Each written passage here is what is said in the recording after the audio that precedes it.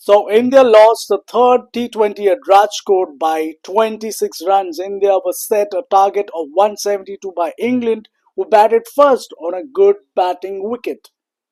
When the England innings folded up at 172 that India had to win, it looked like that England are short by about 15-20 runs. But it was not to be. That perception changed quickly when England started bowling.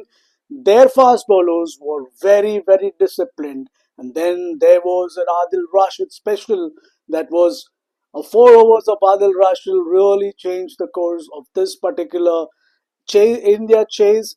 It made things difficult, tightened up things for India, and India then found the going very difficult.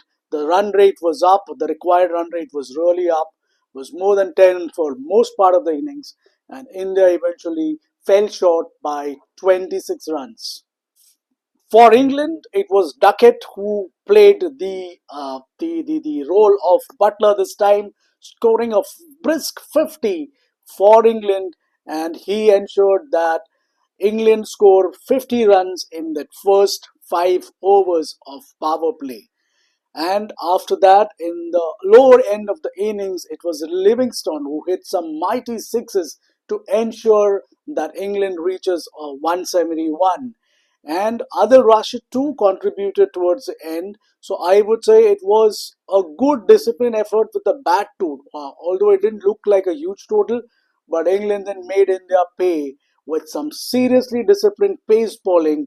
Jofra Archer picking up, Sanju Samson as again getting out quickly, followed by Abhisheksharma again getting out after scoring some good sixes. He again miscued one and got out. Suryakumar had another bad outing, and then it was left to Chennai hero Mr. Tilak Verma to do another rescue act similar to what he did in the second T20. It was not to be. Adil Rashid produced one gem that really turned and kicked in and got him clean bowled. Adil Rashid was the key bowler in the middle overs. His 4 overs, he only gave 15 runs. So you can imagine where things tightened up for India. There was Aksar and Hardik Pandya finding it difficult to enforce a big shot.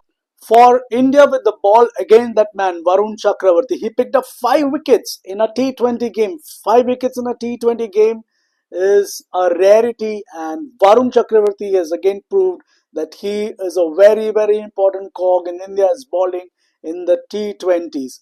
Can he be effective in the ODIs? One doesn't know. Maybe he could have been in the team for the Champions Trophy, that given his current form, the way he's performing. Or are we only seeing him as a T20 bowler who's going to only bowl 4 overs? Another important factor was that in this particular game, Arshdeep Singh, the left-arm pace bowler, who has performed well in the first two T20s, who has got this knack of picking up wickets, was rested to test out Mohammad Shami. Shami's 4 overs were inconsequential. He couldn't pick up wickets, but he performed pretty okay.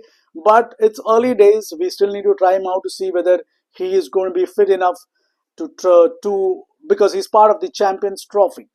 So all in all, if India were to bat cautiously, because Abhishek Sharma and Sanju Samson's wickets were something that they miscued it, they went for the big shots, they could have hung in there, and because 172 is not a huge score for this on this particular batting pitch, they could have stayed put for some time and scored later on with the big shots, but they decided to go for the big shots and they got out, adding pressure onto the batsmen to come. Sky also Suryakumaryadav, of course, he too fell cheaply, and then when your top three go, then you need Hardik Pandya to stay put. He did, but he didn't score at the brisk pace that one knows Hardik to do. Axarpatel too was a little slow, and he couldn't get going there.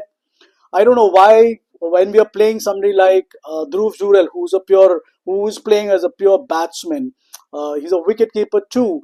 He's come pretty lower in the innings. He needs to be coming up maybe ahead of an Axar Patel, because he is somebody who can build an innings similar to a Tilak. Now the scoreline looks 2-1 in India's favour, with the next two T20s lined up in Pune. and then in Mumbai. Let's hope things we can find the right team. Maybe Arshdeep Singh comes back into the bowling attack, and let's hope we can pick up the right team.